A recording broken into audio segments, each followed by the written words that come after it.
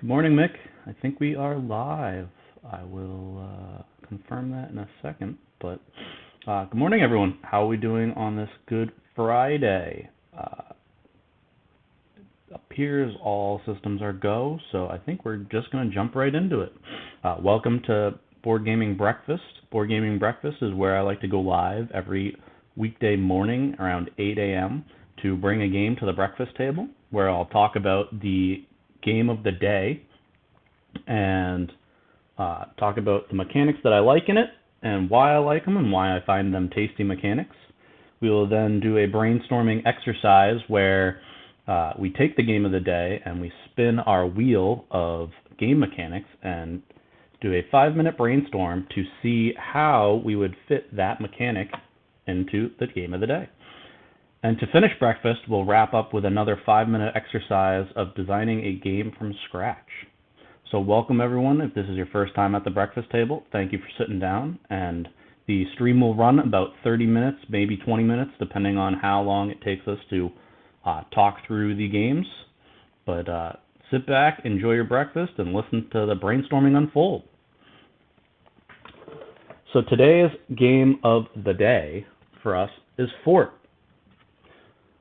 Fort is known as a deck building game where it is designed by Grant Roddick and it is published by Leader Games. So I brought Fort to the table today because I have two mechanics that I find extremely tasty in this game. The first is the player boards. So everyone will have a similar style player board. They all will start as the same. It'll just have player color as well. On the back, it'll show you what unique cards you have for player setup. But there are two resources in this game, which are toys and pizza. Because the theme of this game is you and your best friends are trying to build the best fort, and you can't have a good fort without pizza and toys. And so, as you can see, you have a fixed number of resources you can hold at any time. And so the balancing that is an interesting mechanic. And then if you look over here at your lookout, as your lookout grows and you can play these cards out into your fort, it'll increase your backpack size. So even though your stuff is fixed as how much you can have at any time, you can sneak stuff into your fort in your backpack. And so that fun thematic twist of tying of like as you build your player board out, you get more benefits is a really cool, tasty mechanic that I've enjoyed while playing Fort. The second mechanic that I find really interesting is the cards that you'll be building out your deck with. They're these multi-use cards that have a suit up in the top, and then on each card you have a top mechanic and bottom mechanic. So on your turn, you'll select one card to play, and everyone will get to perform that top action if they discard the same type of suit. And then the bottom action is just the action that you are able to perform only yourself. And it's slipping my mind right now if there's an order to them, but that whole premise of there's a top action that you want to be paying attention for, even when it's not your turn, makes Fort feel very engaging throughout the entirety of the game. So recap, Fort is the game of the day.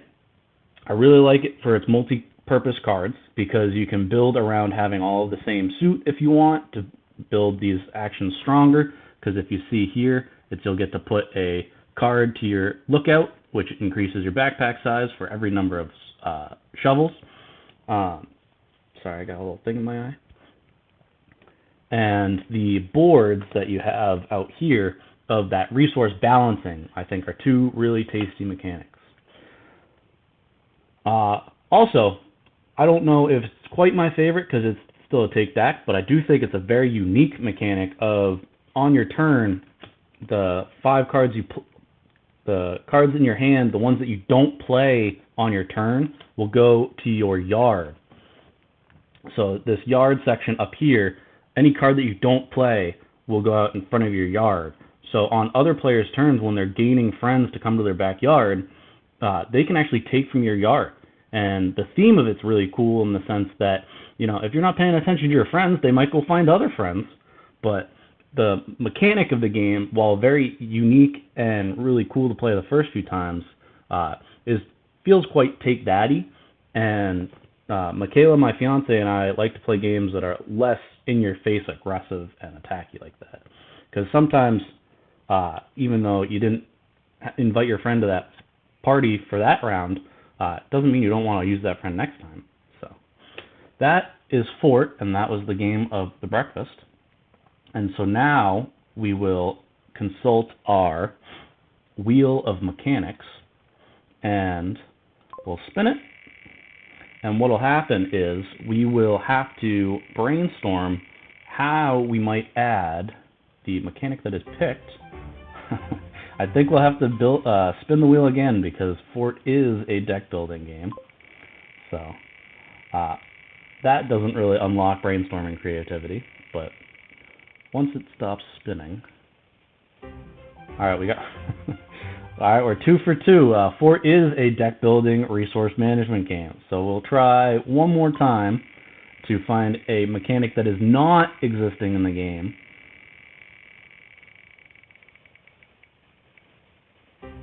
Role playing. Alright, so there's technically no role playing in the game written in the rules. So we will try to ideate and brainstorm how we might get. I wrote role playing wrong on the wheel of mechanics. I used the wrong role. So role playing. So we are going to do a 5-minute brainstorm of how we might be able to add role-playing as a mechanic in Fort.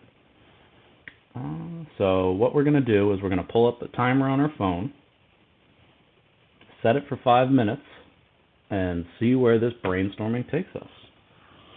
So Fort, the theme of it, we can recap, is that you are trying to build the best fort as possible. You're trying to build the best fort possible to attract and impress the friends of the town to come over and hang in your backyard. And so we had talked about in the beginning of the breakfast how there is this theme of the top of the player boards, your yard. If you don't play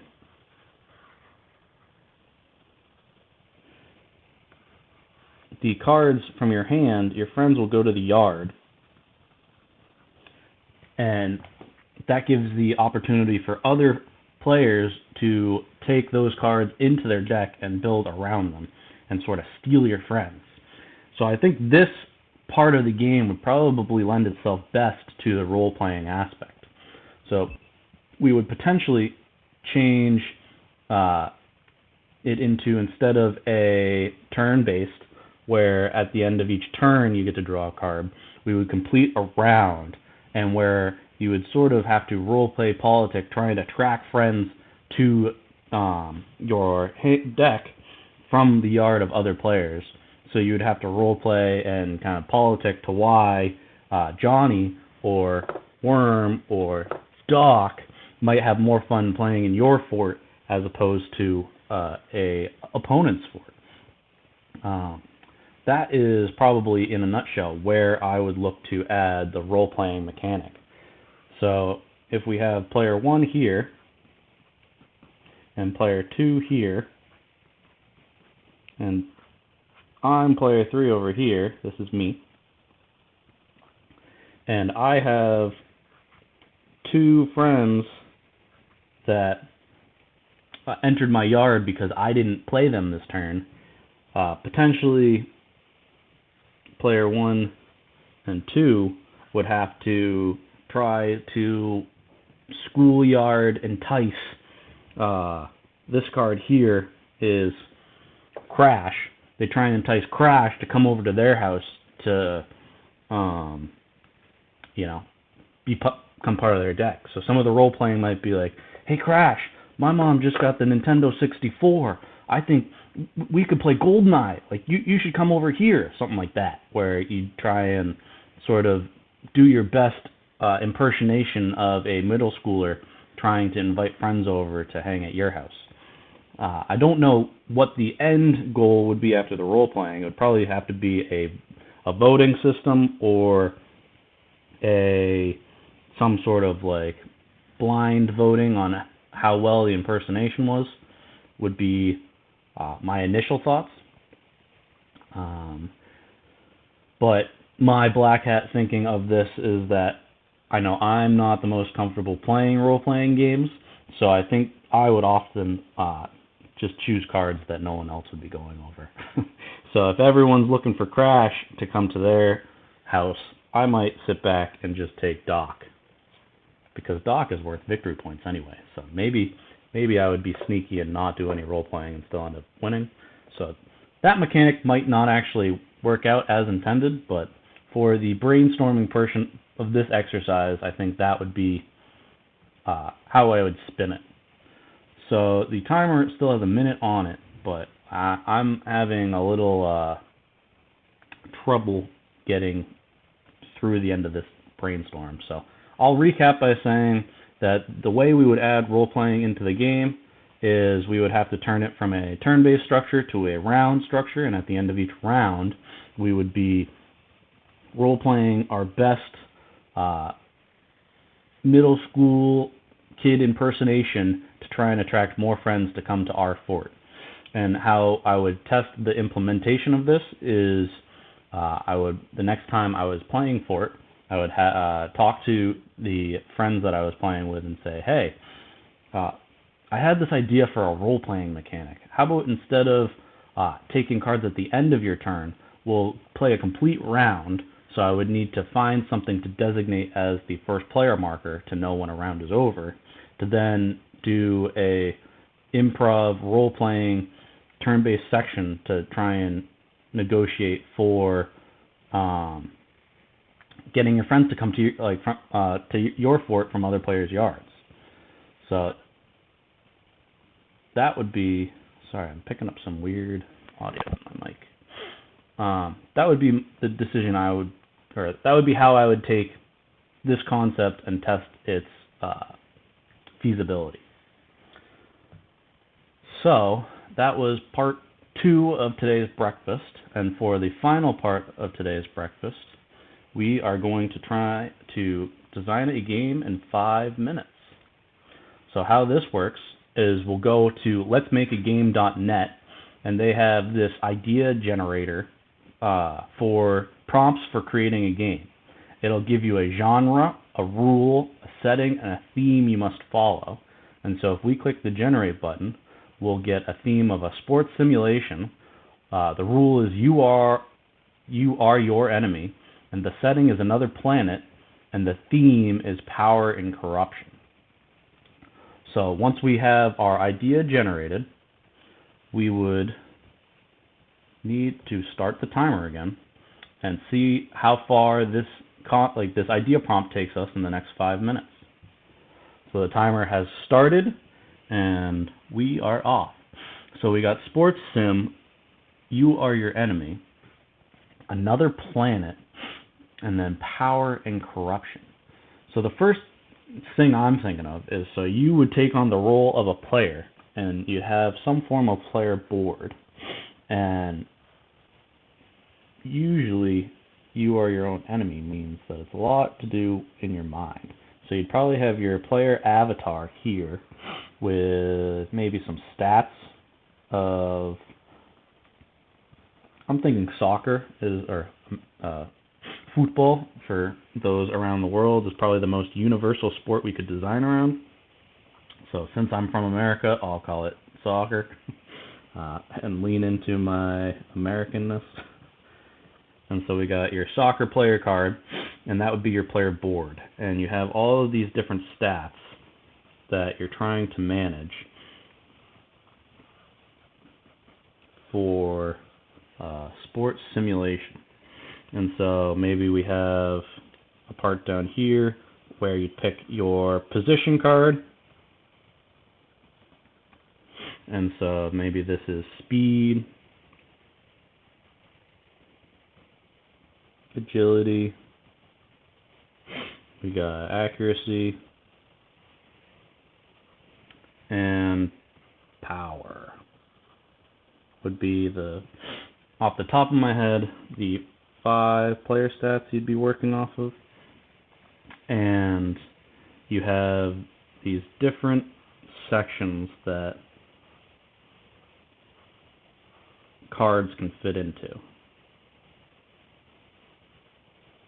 And since you are your own enemy, and a lot of professional sports have a mental aspect to the game, I would probably put the theme of it around that we have tried to make soccer not only just global, but we have been able to introduce it into civilizations that are in other galaxies. And so you take on the role of a player as one of the first to go out and kind of indoctrinate the rest of the universe into this game that us Americans call soccer.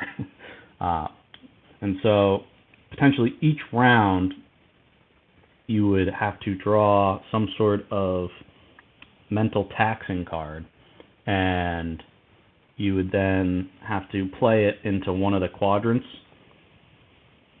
to see how much it would affect how you play for the day, maybe. I think that's one. So power and corruption. So how do we add in power and corruption? So potentially it's like you get these prompts like you are offered 1,800 universal dollars to throw the game, so you are like to maybe I guess the skills wouldn't be what you'd be, they wouldn't be technically associated to how you perform, but maybe like you have your pride,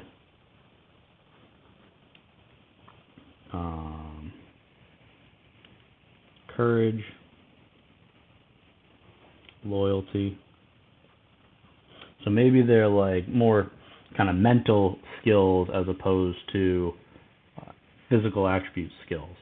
And so each round you would play over, maybe you play in form of rounds, and you have 8 cards that you'll take in a round, or maybe less.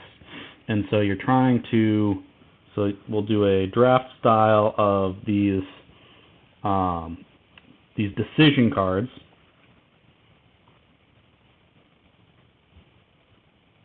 that you are trying to, like, you're faced with a moral decision or just a mental internal decision that you have to make for the round.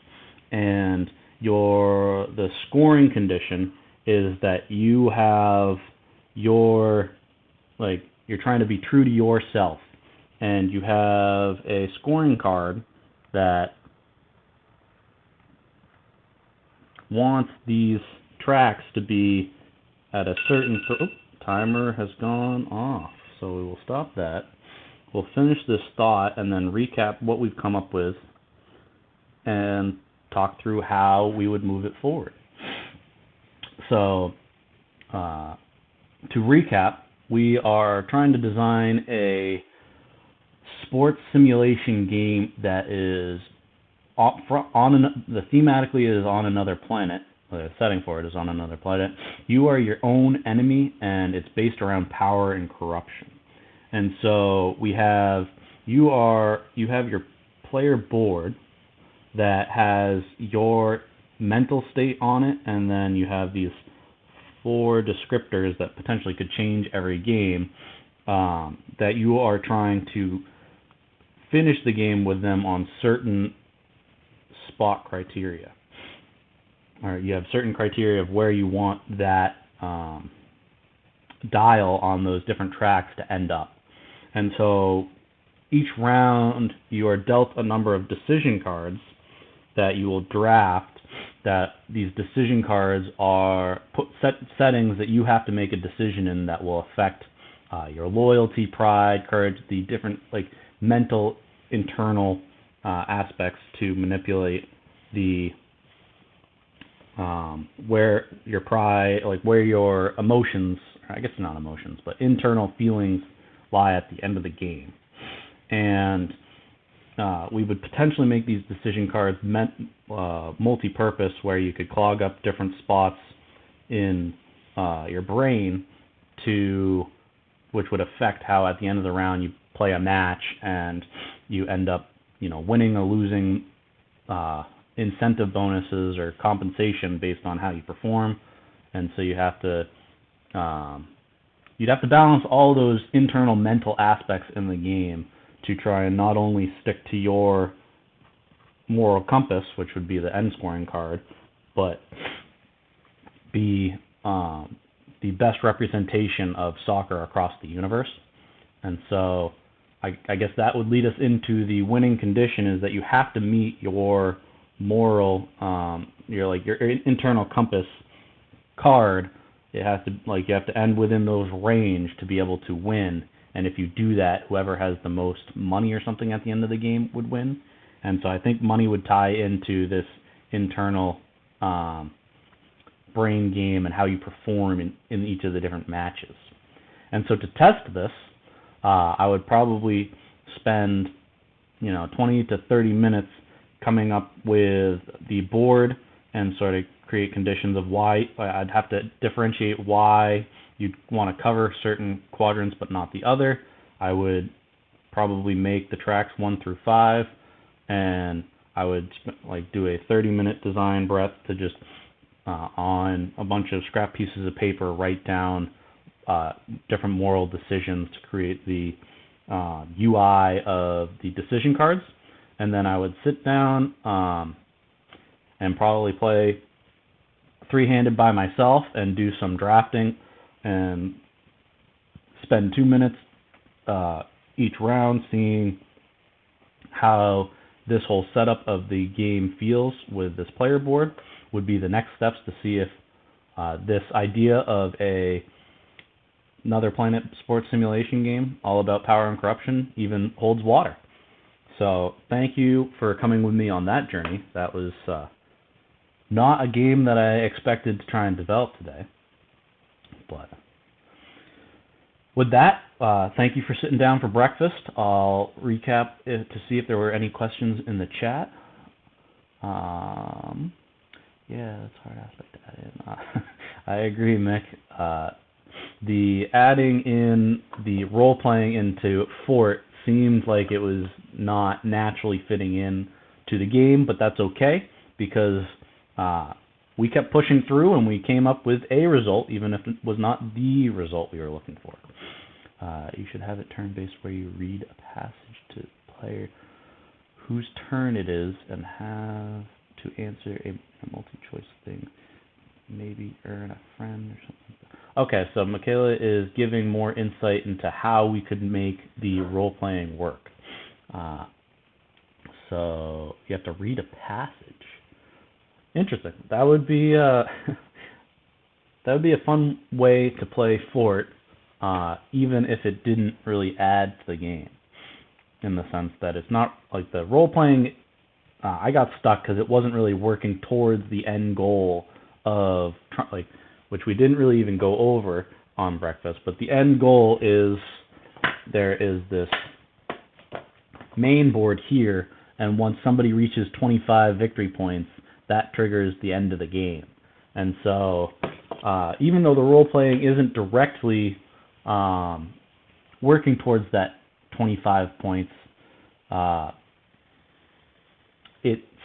we could potentially introduce it like a Mario Party style event where you get bonus endgame points each round, where you'll vote for who had the best reasoning to come to their fort for that round, or something along that line, where you would have these out of game stats like who role played the most, who was the most convincing, who had the best reasoning in the entire game, and you'd give out some form of victory points at the end of the game like that. That would be a way to potentially tie it in. But I appreciate you adding to the conversation today. So with that, we are going to wrap up breakfast here. So thank you for all who stopped by and listened. I hope this experience helped unlock creativity in your life. And join us on Monday, where we we'll have breakfast again. Have a good weekend, everyone. Peace.